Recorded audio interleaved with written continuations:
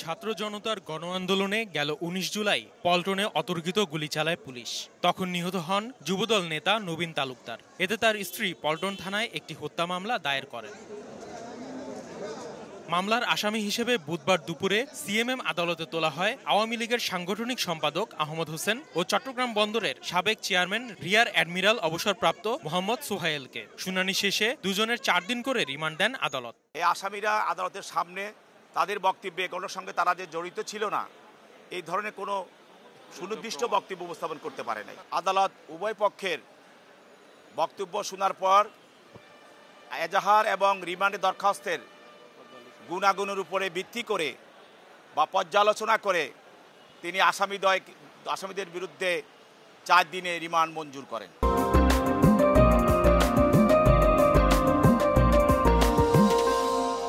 মঙ্গলবার রাজধানীর বনশ্রী থেকে গ্রেফতার হন আহমদ হোসেন। একই দিনে বনানী থেকে মোহাম্মদ সোহায়েলকে গ্রেফতার করে পুলিশ। আসিফ মোহাম্মদ সিয়াম, সময় সংবাদ, ঢাকা।